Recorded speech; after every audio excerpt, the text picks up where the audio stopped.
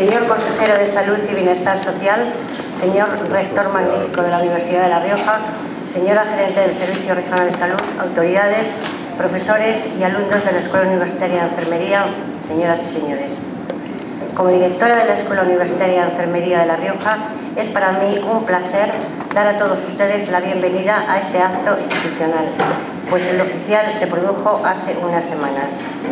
Vamos a proceder a la apertura del curso 2014-15, el 40º que celebra nuestra institución. Bienvenida a los nuevos alumnos y a los que continúan, ya que para todos significa un nuevo reto. Es un reto para los alumnos, para los profesores y para la institución. Superada la verificación de los estudios de grado en enfermería dentro del espacio europeo de educación superior, podemos decir que de aquel proceso que se inició hace 4 años se graduaron 54 alumnos en el 2013-14, alumnos de la primera promoción de grado. Mi felicitación a todos aquellos que han trabajado con ahínco para conseguir este resultado y mi compromiso para seguir trabajando con ilusión en la acreditación que desarrollaremos a lo largo de este año y que esperamos superar muy bien. La transformación de los estudios de enfermería es evidente para cualquier espectador del mundo de la salud. No obstante, a pesar de todo ello, mantenemos nuestro objetivo, que es el cuidado. La adaptación de los estudios al espacio europeo y sobre todo la orientación académica dirigida a crear un modelo que dé realmente respuesta a las necesidades de la población ha sido nuestro empeño durante estos últimos años y entiendo que lo hemos solventado con éxito. Por supuesto que este curso académico queremos seguir trabajando en pos de este objetivo. Contamos con el apoyo decidido y total de la Universidad, del Gobierno de La Rioja, para continuar siendo una institución puntera en la formación de profesionales de enfermería. Asimismo, disponemos de un cuerpo de profesores, todos ellos profesionales de la salud, de otras disciplinas y del mundo de la investigación, con afán desmedido de transmitir conocimientos a nuestros alumnos. Los estudiantes de esta escuela, objetivo y fin de todo nuestro esfuerzo, estáis aquí porque vosotros lo habéis querido. Tenéis currículum para haber optado por cualquier otro estudio, pero sin embargo os habéis decantado por enfermería. Esta elección que habéis manifestado implica un alto nivel de exigencia académica. Partiendo de ese nivel de exigencia, la escuela os formará durante 4 años para que seáis profesionales con alta capacidad de respuesta dentro del mundo sanitario. Ante todo, desearos tranquilidad.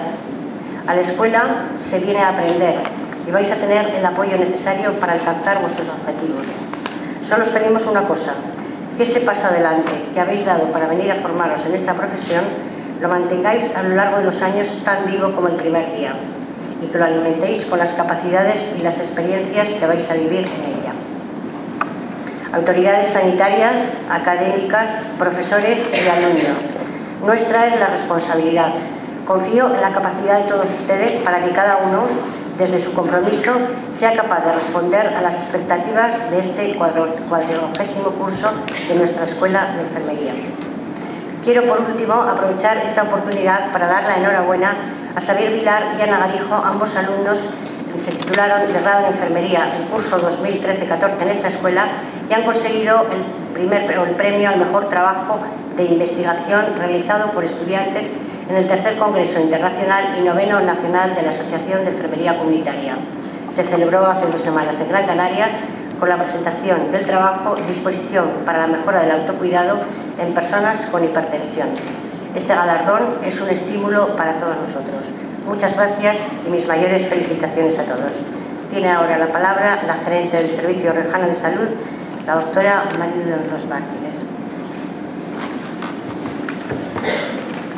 Muchas gracias, Charo. Buenos días, consejero, rector, profesores de la escuela y especialmente a los alumnos. Un año más acogemos este acto de bienvenida de alumnos de la mano de la universidad y de la consejería, ya que tenéis que tener en cuenta que ante todo sois alumnos de la Universidad de La Rioja. Habéis optado por una especialidad y por un grado en una escuela de enfermería de reconocido prestigio y que tanto a nivel profesional como a nivel humano. Poco a poco vais a incorporaros a un mundo que habéis elegido de forma voluntaria, daros la enhorabuena. Saber vuestro principal papel, ¿no?, que tenéis y importante dentro de lo que es el sistema sanitario. Donde lo estamos haciendo va a ser una de vuestros sitios, una de vuestras casas, que es así como la tenéis que sentir, donde vais a desarrollar el contacto con lo que es el paciente, que es el eje y es por lo que todo el sistema sanitario se debe de mover. Otros vais a ir a hacer prácticas y a conocer cómo funciona la atención primaria, la salud mental, además en un momento en el que se está estableciendo todo el tema de vuestra especialización.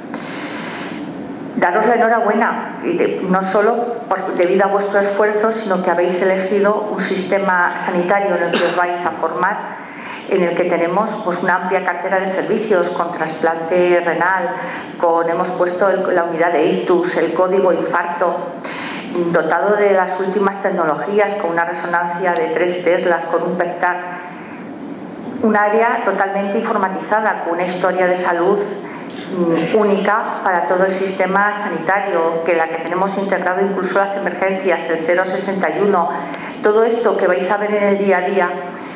No debéis de olvidaros de que al paciente, él espera de vosotros no solo un trato profesional, sino un trato humano, y que este trato profesional y humano vais a tener que seguir manteniéndolo a lo largo de toda vuestra trayectoria, que ahora empieza y que esperamos, bueno, que culminéis lo que son vuestros estudios de grado con éxito y que os incorporéis en un futuro, que no debéis de olvidaros que el tiempo pasa muy rápido, pues que vais a estar vosotros a pie de cama atendiendo a un paciente. Animaros, deciros que aquí estamos a vuestra entera disposición, que estáis con un importante equipo de tutores, de profesores, y que les preguntéis, que ellos están para daros toda vuestra formación. Bueno, y sin más, bueno, adelante y a estudiar, ¿no?, que es lo que ahora toca. Muy bien. A ver, por favor, toma la palabra el rector magnífico de la Universidad de La Rioja, don José Hernández Valle. Muchas gracias, consejero, gerente, directora de la escuela, claustro de profesores aquí presentes, estudiantes. Para mí es un motivo de satisfacción poder encontrarme en esta sala y en este acto que inaugura oficialmente el curso 2014-2015. Yo voy a ser muy breve y simplemente lo que quisiera es transmitir dos mensajes que pienso que pueden ser importantes. El primero de ellos es daros la enhorabuena por incorporaros a una escuela y a unos estudios que son importantes en la Universidad de La Rioja. Esta escuela es una escuela que tiene una larga tradición, ya se ha comentado que es una escuela que imparte unos estudios y una formación sólida, una escuela que ya ha diplomado y ahora está graduando a un buen número de enfermeros que luego tienen la oportunidad de trabajar no solamente en La Rioja, sino en el conjunto de España e incluso también en Europa. Yo creo que la escuela os dará la formación que vais a necesitar para poder ejercer vuestra profesión con garantía. Con relación a los estudios, decir que los estudios de enfermería son unos estudios importantes también en la Universidad de La Rioja. Son los únicos estudios en el ámbito de ciencias de la salud, uno de las ramas ahora mismo más demandadas. Y son unos estudios que no hace mucho se han integrado en el marco del Espacio Europeo de Educación Superior. Esto quiere decir que hemos pasado de tener una titulación de diplomatura en enfermería a una titulación de graduado en enfermería.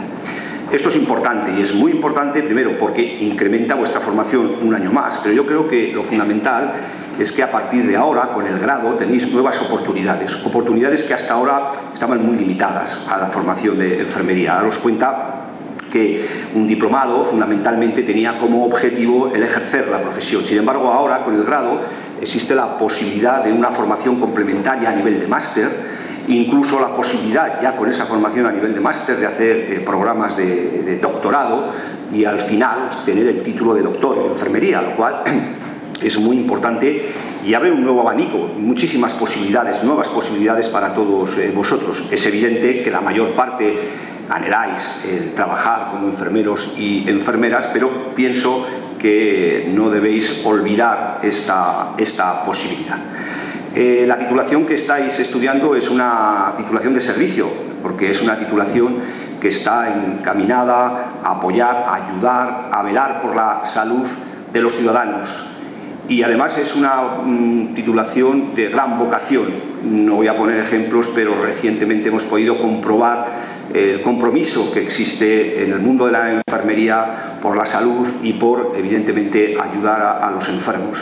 En ese sentido, es una formación, desde luego, de gran valía. Quisiera terminar haciendo una reflexión que también creo que es importante.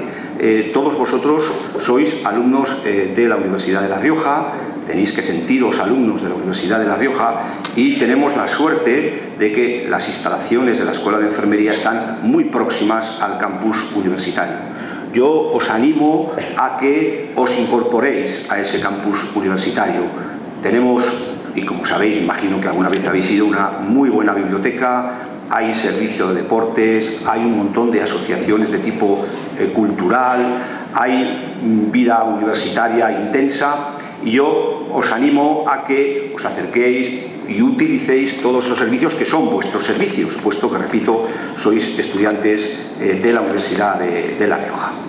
Sin más, me despido, obviamente, deseándoos lo mejor para este curso 2014-2015.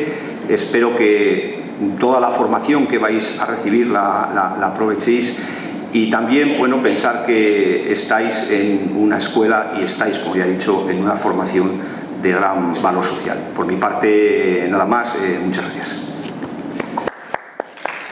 Muchas gracias, doctor. Y a continuación, el doctor don Roberto Delgado Bolton pronunciará la charla magistral Medicina Nuclear e Imagen Molecular. Es jefe del Departamento de Diagnóstico por Imagen y Medicina Nuclear y profesor colaborador de la Escuela Universitaria de Enfermería de la asignatura Diagnóstico por Imagen. Para esto, cuando quieras.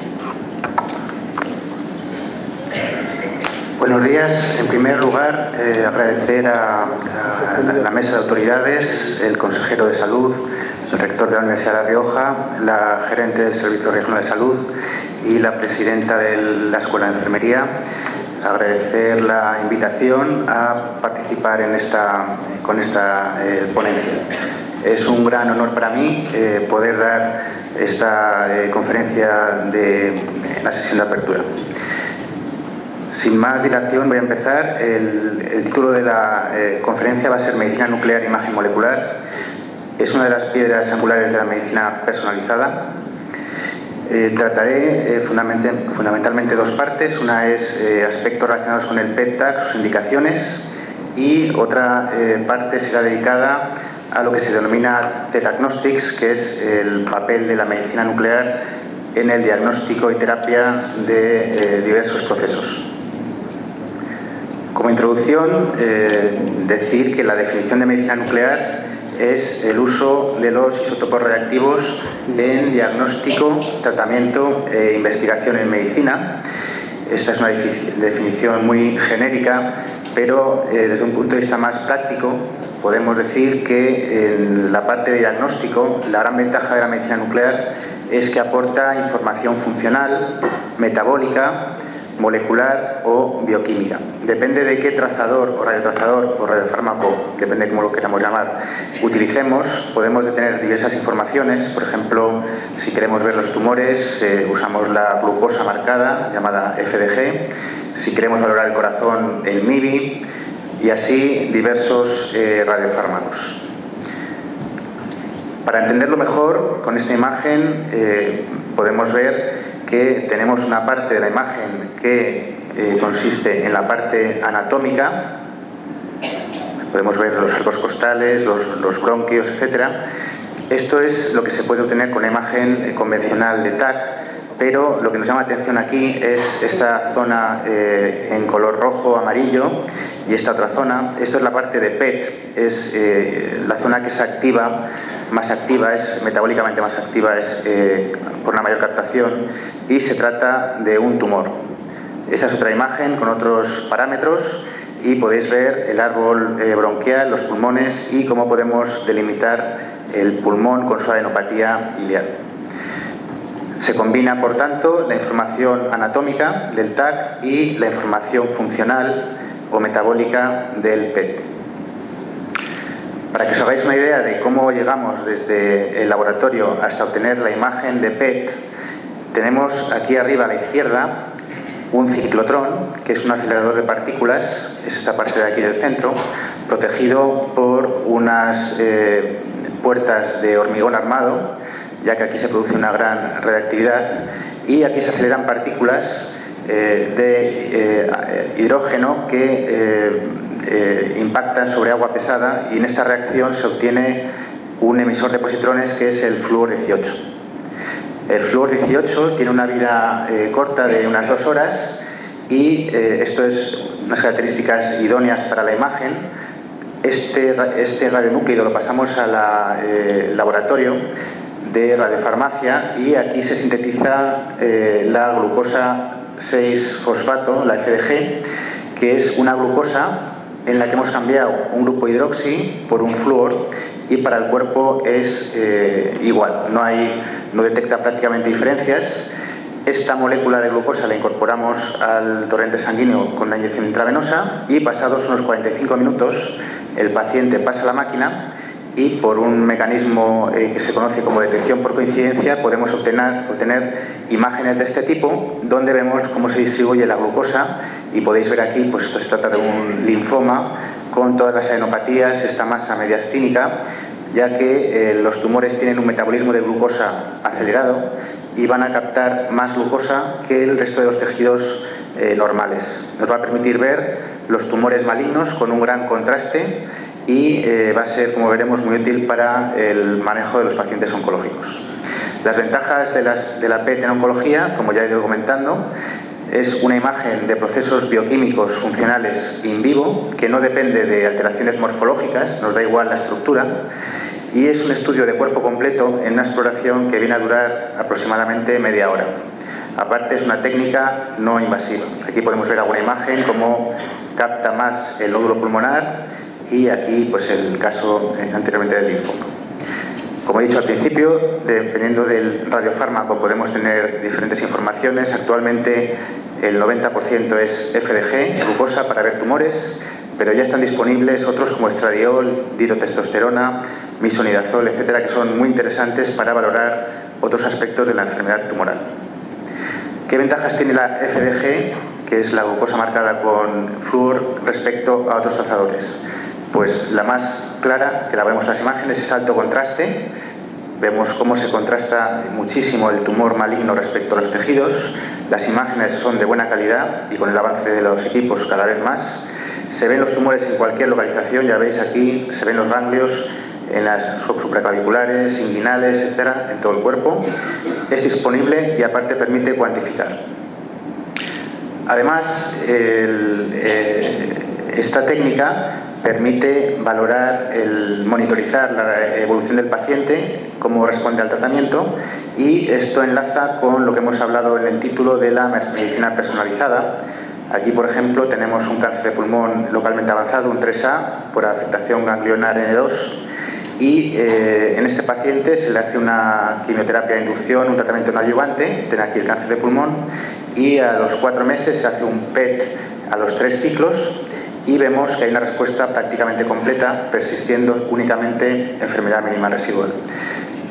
El tema de la medicina personalizada lo que consiste es en valorar cómo responde cada paciente al tratamiento para decidir qué vamos a hacer en la fase subsiguiente. Es decir, si es un tumor agresivo y no responde, habrá que plantear un tratamiento más agresivo, y en cambio si es un tumor que ha respondido muy bien y está curado, pues podemos ahorrarnos otros tratamientos que lo único que van a generar son efectos secundarios adversos. Aquí podemos mostrar este asunto. Vemos que las líneas son la respuesta de diferentes tumores. Aquí tenemos el umbral a partir del cual se detecta en el PET, y aquí el tamaño habitual del tumor cuando se diagnostica. Habitualmente los tumores se diagnostican cuando tienen entre 10 y 100 gramos de masa tumoral, y por debajo de este umbral el PET no es capaz de detectarlos. Entonces, cuando hacemos un PET al inicio, podemos ver cómo responde el tumor, y en función de si tiene esta curva rápidamente descendente o al contrario lento, podemos valorar si va a responder del todo o no. En el caso de las curvas B y C, tendremos que tener cuidado porque el tumor no va a responder del todo y pueden quedar células y habrá que tratar con, por ejemplo, radioterapia después de la quimioterapia, pero en pacientes con una recta del tipo A, pues probablemente estén curados después de 4 o 5 ciclos. En cuanto a las indicaciones clínicas del PET-TAC, una de ellas, aunque no es la más utilizada, se utiliza sobre todo en investigación y sobre todo en Estados Unidos, es el PET para valorar viabilidad miocárdica. Para ello, esta prueba en viabilidad miocárdica es el gold standard, es la prueba de referencia, es la que debemos utilizar para comparar con todos los demás procedimientos. Podemos ver cómo se hacen dos estudios, uno de flujo y otro de metabolismo. El estudio de flujo se hace con amonio, amonio marcado emisor de positrones, y el de metabolismo con FDG. El estudio de amonio en este caso muestra una zona del corazón que no le llega el trazador, es una zona de defecto de perfusión, pero en el metabolismo vemos que más o menos todo capta, destacando una zona que tiene mayor captación de glucosa. Esto se debe a que el corazón habitualmente consume ácidos grasos, pero cuando tiene una situación de estrés, porque le llega poco oxígeno, por ejemplo con una coronariopatía, entonces desvía su metabolismo hacia el metabolismo anaerobio de la glucosa, y en este caso es lo que está ocurriendo. Como hay una zona que tiene el vaso estrechado, la coronaria estrechada, tiene que utilizar glucosa de forma ineficiente y acumula mucha más glucosa. Vemos aquí entonces una zona que tiene un patrón de mismatch, que es ausencia de perfusión con aumento de metabolismo. Este paciente en concreto se trató, se revascularizó con una cirugía, y podemos ver unos meses después cómo ya está normal tanto la perfusión como el metabolismo. El metabolismo además se hace más uniforme, vemos que ya no está alterado, sino que todo él capta de forma uniforme. Otra indicación en cardiología, aunque ahora me salgo del PET, utilizando otros trazadores no emisores de positrones, es para ver en cardiología la viabilidad. Igualmente se hace con el MIBI, y en este caso es un estudio que se ha publicado, ha salido online la semana pasada, en el que participo como investigador, y es un estudio en el que se valora el papel de las células madre en la regeneración del miocardio. Concluimos que tiene resultados prometedores, que es una técnica segura, pero que hace falta hacer un estudio en una muestra mayor de pacientes. Después de la cardiología, otra indicación quizá más frecuente que cardiología es la neurología, y en la neurología destaca, aparte de los tumores cerebrales, la valoración de los deterioros cognitivos, la enfermedad de Alzheimer. Desde hace ya unos 10 años en Estados Unidos se autorizó el PET con glucosa para el diagnóstico de la enfermedad de Alzheimer, porque existen medicamentos que son útiles para enlentecer la progresión de la enfermedad de Alzheimer, y es fundamental hacer un diagnóstico preciso. Con el PET se puede hacer un diagnóstico temprano de la enfermedad de Alzheimer, y por ello en Estados Unidos ya está autorizado para a los pacientes con esta enfermedad tratarles lo antes posible, retrasar todos los efectos secundarios, que se agrave la enfermedad y que tengan necesiten tratamiento 24 horas, 7 días a la semana, y en aquellos en los que no tienen Alzheimer evitar aplicar esta medicación que es muy cara. Aquí tenemos algunos ejemplos. Un paciente con un estudio normal, el cerebro consume solo glucosa, entonces tiene una captación elevada. Y aquí tenemos un paciente con probable enfermedad de Alzheimer, donde podemos ver hipocaptación parietal posterior bilateral, y a continuación un paciente con un Alzheimer más avanzado, donde ya no solo hay hipocaptación parietal posterior bilateral, sino también afectación frontal. Sin embargo, el papel más importante del PET-TAC actualmente es en la oncología, donde hay múltiples indicaciones en prácticamente todos los tumores. Son los tumores que muestran captación de glucosa. Y la primera indicación que se autorizó en España, esta es una imagen ya de hace al menos 10-15 años, pero bueno, era para que lo vierais, es la diferenciación de un nódulo pulmonar, si es maligno o benigno, cuando el TAC es indeterminado. Y aquí podéis ver, salta a la vista, que este nódulo capta y por tanto es maligno. También tiene un papel fundamental a día de hoy en la estadificación de los tumores para ver el estadio local, el T, la afectación linfática N y la afectación a distancia. Y en este caso un ejemplo de un cáncer de pulmón T2N2, en el que podemos ver cómo el PET localiza la enfermedad en el tumor primario y en las adenopatías, esta adenopatía paratraqueal baja derecha, y aparte ayuda a descartar que sea un estadio 4 por metástasis hepática, porque el TAC tenía dudas y en el PET es claramente negativo la lesión hepática. Desde hace unos años tenemos equipos multimodalidad, PET y TAC, y ayudan enormemente a la planificación de radioterapia al incorporar la información metabólica del PET y, como veremos en la siguiente diapositiva, esto hace posible una delimitación más precisa de los volúmenes tumorales a tratar con radioterapia. Aquí tenemos unos ejemplos. Antes teníamos equipos PET y TAC y la fusión, ahora ya los equipos son híbridos, multimodalidad, perdón, y al tener la información metabólica y la información anatómica, ya no disponemos solo de los volúmenes de planificación GTV y PTV, que son los clásicos, el Planning Tumor Volume y el Gross Tumor Volume, sino que además tenemos información sobre dónde hay hipoxia con el fluormisonidazol, dónde hay mayor carga tumoral, dónde está creciendo el tumor, y esto compone la visión biológica y el volumen de ANA biológico. ¿Qué hacemos con este volumen de ANA biológico? Pues podemos aplicar una mayor dosis de radioterapia en esta zona y evitar que resista la enfermedad con viabilidad, porque esta zona va a ser la más radioresistente. Igualmente, con la información biológica podemos dar menos radiación a zonas que son menos peligrosas, podríamos decir, y reducir los efectos secundarios en las zonas menos afectadas. Por tanto, el PET ayuda en radioterapia y también en otros tumores a hacer una biopsia más precisa. Fijaros, este cáncer de pulmón, podemos dirigir la biopsia a la zona más activa y evitar coger una muestra de tejido necrosado que no sea representativa. En radioterapia, el volumen de ANA nos permite modificarlo para incluir zonas afectadas malignas y excluir zonas no afectadas y reducir efectos secundarios. Un papel de la PET claramente demostrado en múltiples publicaciones es su valor pronóstico. Con un estudio basal inicial podemos saber si ese paciente va a tener una evolución mejor o peor. Si tiene una captación de glucosa más alta, como podemos ver aquí, los pacientes van a tener una menor supervivencia. En cambio, si la captación del tumor, que se calcula con el SUB, es menor, estos pacientes tienen un mejor pronóstico y sobreviven más. En estas figuras tenemos la supervivencia global, libre de enfermedad, etc. Unos papeles más, el PET es una piedra angular, un papel clave, es la valoración de la respuesta al tratamiento.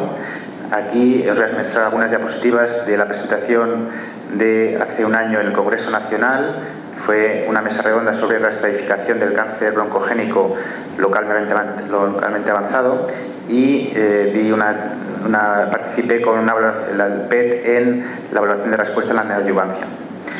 Esta diapositiva la hemos comentado antes, cómo responden unos tumores más rápidamente que otros, y esto es fundamental para valorar la respuesta. Cuando es una respuesta rápida puede haber curación tras 3-4 ciclos, pero cuando la respuesta es lenta puede persistir enfermedad al final del tratamiento.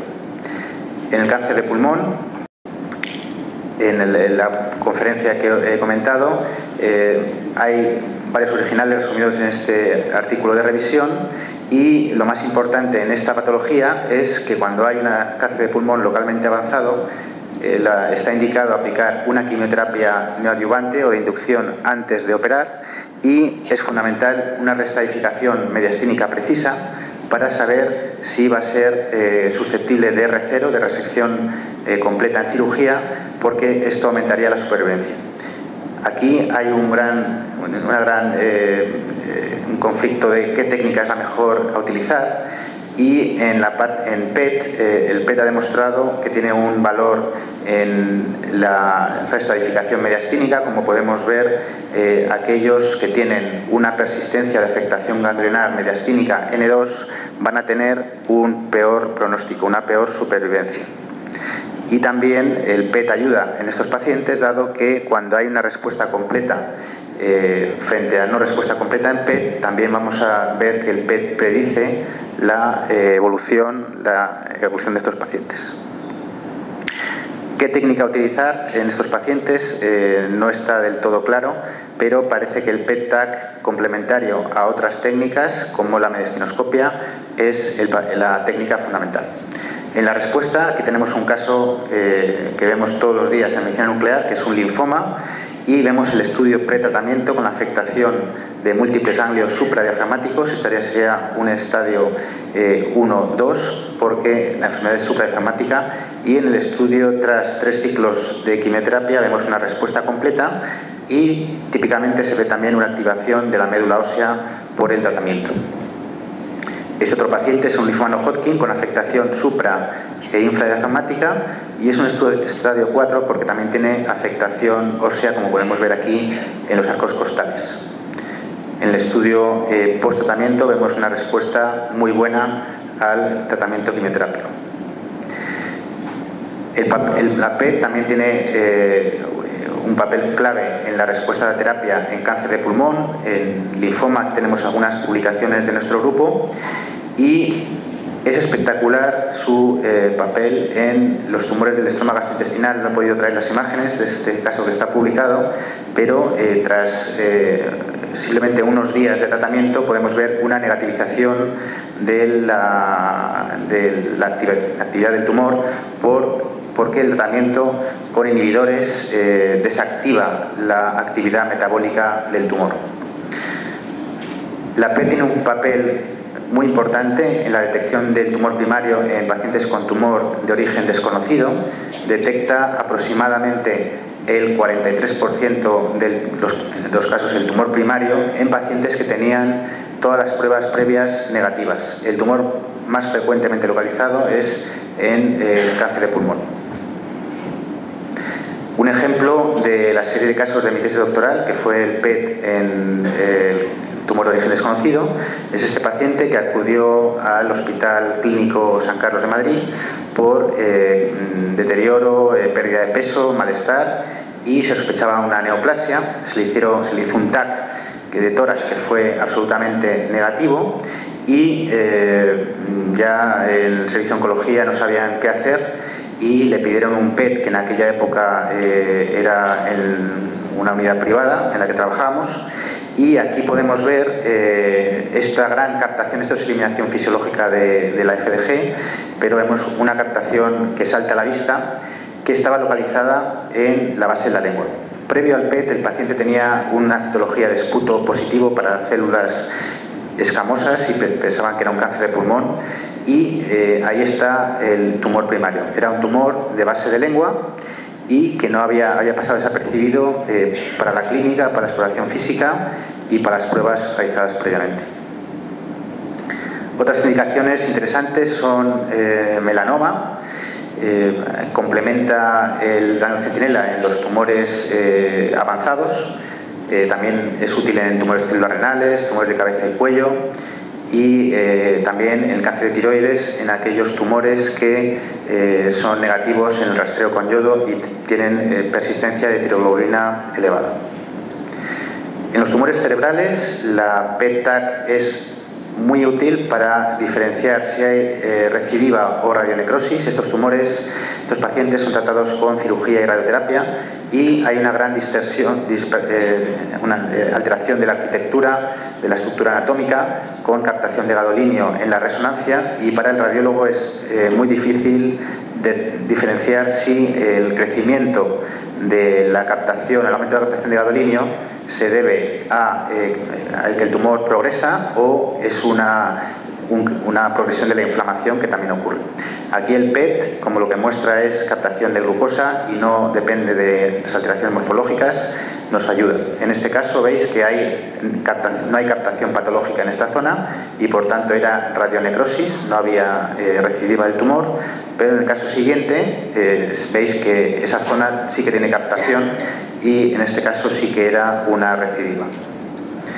Este es un caso curioso. Esto era la época antes del PET-TAC, en la que teníamos que hacer fusión de las placas del TAC que traía el paciente con nuestro PET. Era un proceso arduo y costoso. Ahora los que hemos estado en esta época apreciamos que todo esté automatizado y sea tan rápido. Y podéis ver, era un paciente con un cáncer de mama derecho, le habían operado, le habían puesto una prótesis y el paciente acudía, hacía 9 años que le habían operado el cáncer de mama y tenía elevación de marcadores tumorales desde hace 1 año y medio. En el TAC había un nódulo pulmonar solitario y en el PET podemos ver, por un lado, que el nódulo era patológico, hay captación, pero además nos llama atención esta captación en la mama contralateral y era un nuevo nódulo tumoral en la mama izquierda que había pasado desapercibido a la mamografía y a la exploración. Tenía un cáncer de mama contralateral. En los últimos años se ve que se ha empezado a utilizar el PET también en procesos inflamatorios no neoplásicos. Una indicación muy interesante es la sarcoidosis. El PET puede ser útil para ver la respuesta al tratamiento corticoideo. Y otra indicación que cada vez se utiliza más en todos los hospitales es para ver procesos inflamatorios o infecciosos, y un estudio que hemos presentado la semana pasada en Göteborg, en Suecia, en el Congreso Europeo de Medicina Nuclear, es este que hemos hecho conjuntamente con el Hospital Clínico de Madrid, en el que se valora el papel del PET-TAC con contraste en la valoración de pacientes con endocarditis infecciosa o infección de dispositivos intracardíacos. Y valoramos si debe ser considerado un criterio mayor como los que se utilizan en la clínica. En las guías europeas de medicina nuclear y la sociedad americana, en las que he colaborado, todavía no está claro el papel del PET-TAC en la valoración de la infección en dispositivos intracardíacos, pero en los últimos meses, en el último año, se han publicado varios artículos. En nuestra comunicación oral valoramos el papel del PET en el diagnóstico de endocarditis infecciosa e infección de dispositivos intracardíacos y teníamos 25 pacientes con 43 focos sospechosos de infección. En las válvulas estaban localizados 32 y en los dispositivos 11. Y la precisión diagnóstica del PET fue del 70%. Acertamos en 30 de los 43 posibles focos. Se confirmó infección en 18 focos, fueron verdaderos positivos. Descartó infección en 12, que eran verdaderos negativos. Y fue incorrecto en 11 casos, 5 falsos positivos y 6 falsos negativos. En pacientes con endocarditis infecciosa definitiva por los criterios clínicos, la exactitud fue de 7%. Cuando es más dudosa la endocarditis baja la precisión, pero es llamativo la gran utilidad que tiene en marcapasos o dispositivos intracardíacos, donde la exactitud es del 82%. Un par de casos para que veáis nuestra investigación. Este es un paciente con sospecha de infección en la bolsa del marcapasos y podemos ver que se confirma, hay una elevada captación de FDG, tanto en la imagen corregida como en la no corregida, que confirma que es una infección de la bolsa del marcapasos, y además, que no se conocía, hay una infección del cable del marcapasos. Esta captación que vemos aquí corresponde al cable.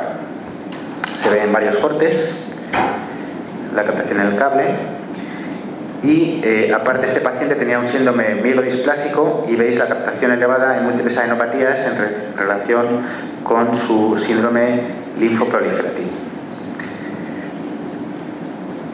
Otro caso que os quiero mostrar es una endocarditis en una prótesis biológica aórtica y recientemente he tenido un accidente isquémico transitorio y podemos ver aquí que hay captación patológica en la válvula, como podéis ver aquí. Confirma la infección en la válvula aórtica y por tanto, aparte también había captación en el cable, como en el caso anterior. Esta captación que veis aquí son los cables del marcapasos. En otra sección del cable, como podéis ver aquí, no hay captación, es negativa.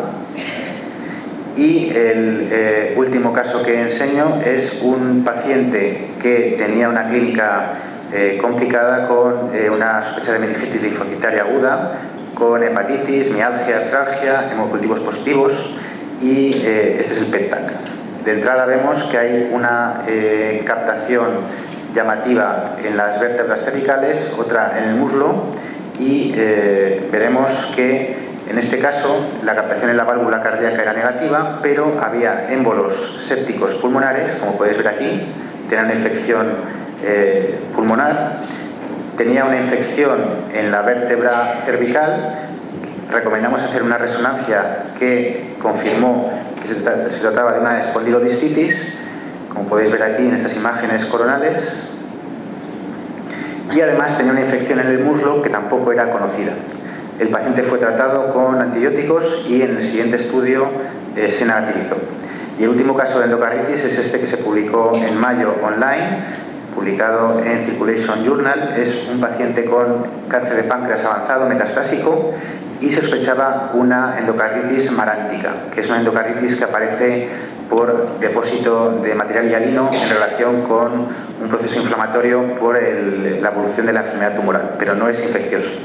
El PET fue negativo y en la muestra de autopsia, porque el paciente falleció, se ven dos trombos, esta flecha más pequeña y el otro en esta de aquí.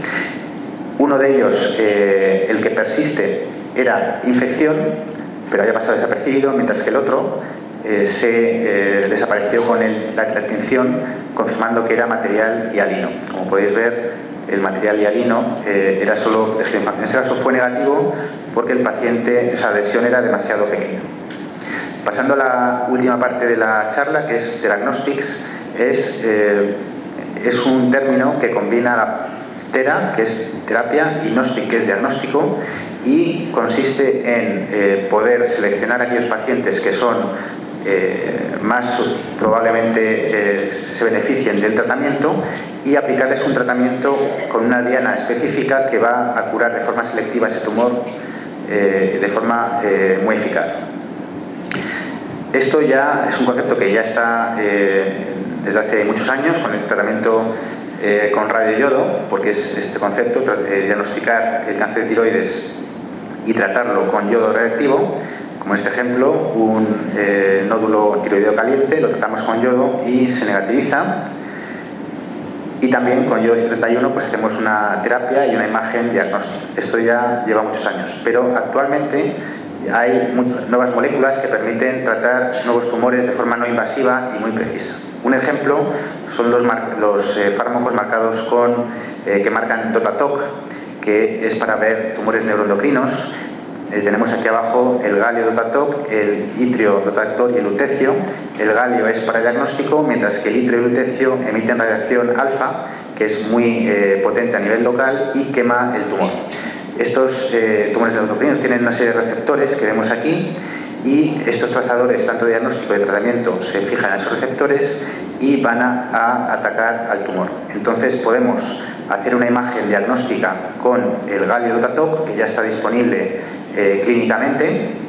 Podemos ver si ese tumor está captando, dónde capta, y con una inyección de unos días después con itrio DOTATOC o lutecio podemos tratar de forma específica esos tumores.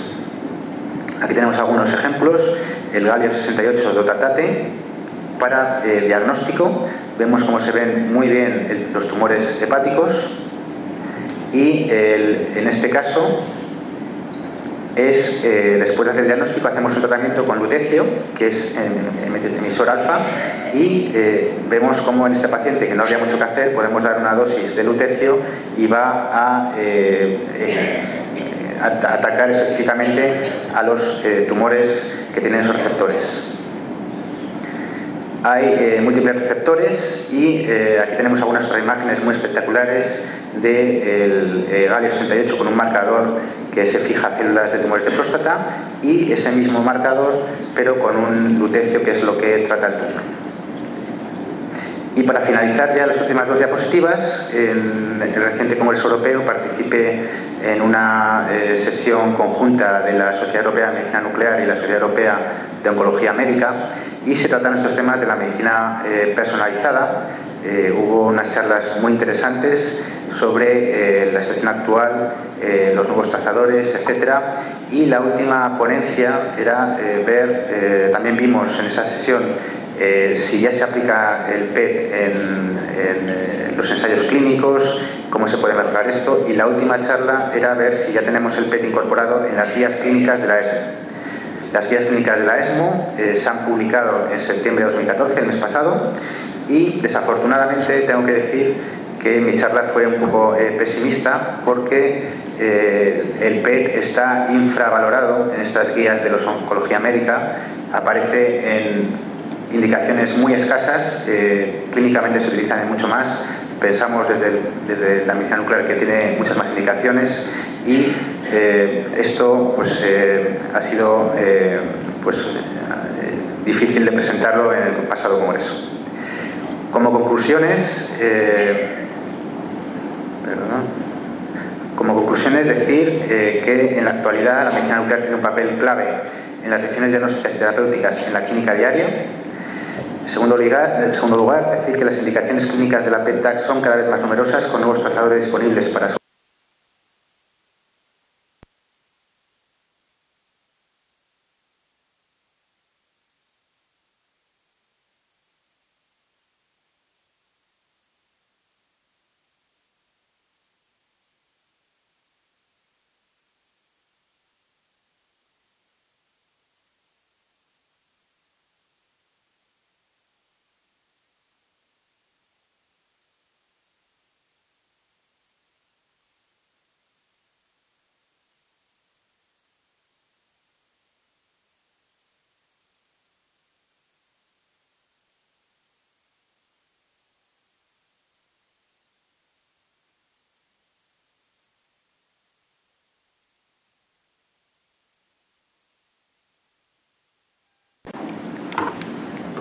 Gracias, señor rector, excelentísimo rector magnífico de la Universidad de La Rioja, gerente del Servicio Riojano de Salud, directora de la escuela, profesor Delgado Bolton, doctor Delgado Bolton. Gracias por estar en este acto y acompañarnos, y desde luego creo que también hay que dar la bienvenida primero a los profesores y a los alumnos de esta Escuela Universitaria de Enfermería, y desearos a todos los que formáis parte de esta escuela y sois parte de este nuevo curso, que al final del mismo lo saldemos con el mayor de los éxitos posibles para todos vosotros. Es un reto, sin ninguna duda, para alumnos y para profesores, y también para todos aquellos que de una u otra manera participamos o tenemos algo que ver en la gestión y administración de este centro universitario. La evolución, la transformación, la adaptación de la formación ha sido siempre una constante, permanente, y además una exigencia tanto desde el punto de vista del mundo sanitario como del mundo universitario, que hemos ido realizando a lo largo de todos estos años. El sanitario es sin ninguna duda un mundo en constante transformación. Pero vamos a hablar de la Escuela Universitaria de Enfermería de La Rioja fundamentalmente. de esos estudios de grado que se ha hecho ya varias veces referencia esta mañana y que también hemos estado hablando anteriormente en el patronato de la escuela que hemos celebrado. Estamos en un momento clave tanto para los estudios de grado de enfermería como para la propia escuela. Estamos en ese momento que después de haber tenido ya la primera promoción, está ya la segunda en marcha, ha de llevarse a cabo esa acreditación de los estudios de grado en algo en que estamos todos inmersos, la propia escuela, por supuesto, la universidad y la consejería y el servicio de salud, en las partes que cada uno tenemos alguna responsabilidad. Y no hay ninguna duda que todos estamos absolutamente dispuestos, no solo interesados, sino dispuestos en hacer que esa evaluación, que esa acreditación sea definitiva y, por tanto, que los estudios de grado de enfermería en La Rioja sigan siendo una constante, como antes han sido los de diplomatura y como antes han sido en 40 promociones que ya se han formado en nuestra escuela. Estamos empezando la 41, si no me equivoco. Son 40 ya las formadas, creo que merece la pena, me había 2.130 alumnos que han obtenido el título correspondiente en cada momento en la escuela universitaria, en la Escuela de Enfermería de La Rioja, hoy Escuela Universitaria. Ninguno de los alumnos, y algo se ha apuntado también, que estáis este año en la escuela, se puede decir que sea por casualidad o por accidente, creo yo, siempre puede haber una excepción. Yo creo que habéis hecho un esfuerzo importante y no en vano la nota que ha sido necesaria para entrar en esta escuela. Y el número de alumnos que se quedan sin poder llevar a cabo estos estudios es muy importante. Eso produce dos cosas, sin ninguna duda. La satisfacción de los que habéis llegado a formaros y vais a llevar a cabo esos estudios, y la responsabilidad de quienes os van a formar y de quien de una u otra manera tendremos algo que ver en ese proceso. Vuestros alumnos, vuestros profesores son vuestra referencia, sin ninguna duda. Si algo vais a aprender, si algo tenéis que resolver, si algo ocurre en ese camino de formación, son vuestros profesores en quienes os tenéis que fijar, en quienes tenéis que serviros para resolver todas esas cuestiones. Evidentemente, poniendo un importante en esa ecuación esfuerzo por vuestra parte, pero sirviéndoos de ellos para llegar al final. Quiero también hacer hincapié en una cosa importante. Lo ha dicho el rector, lo cual me alegro mucho. Yo estoy, bueno, y él también, absolutamente convencido, pero creo que a veces, en algunos momentos, se olvida. Sois alumnos de la Universidad de La Rioja.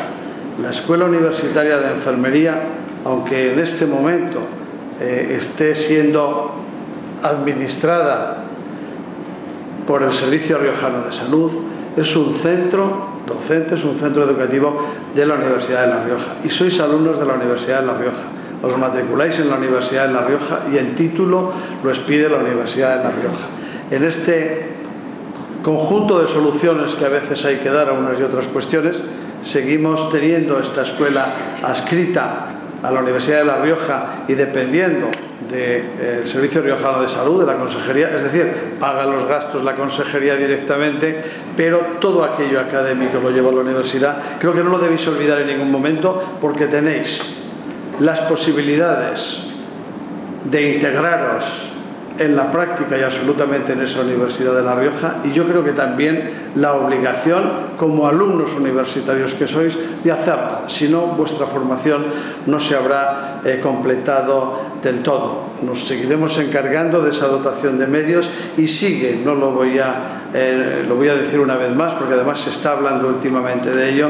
Ahí estamos con ese proyecto que hará, estoy convencido que se conseguirá, que en unos pocos años más haya una nueva escuela de enfermería que dará lo mismo quién la administre o quién no, será la universidad, la Escuela de Enfermería de La Rioja, en un nuevo edificio que con otro gran proyecto se pondrá en marcha muy pronto y seguirá adelante, a pesar de los que unos y todos digan, y tranquilos, que el viejo edificio de la escuela sigue sirviendo perfectamente para la misión que tiene que cumplir en estos años. Creo que todos los que en esto tenemos alguna responsabilidad estamos convencidos y seguros de que es así, y pondremos además todos los medios que necesitéis para que esa opción que habéis hecho para ser y para lograr ser graduados en enfermería en 1, 2, 3 o 4 años, formando parte de los estudios del grupo de alumnos más numerosos de la Universidad de La Rioja, se salde en un determinado momento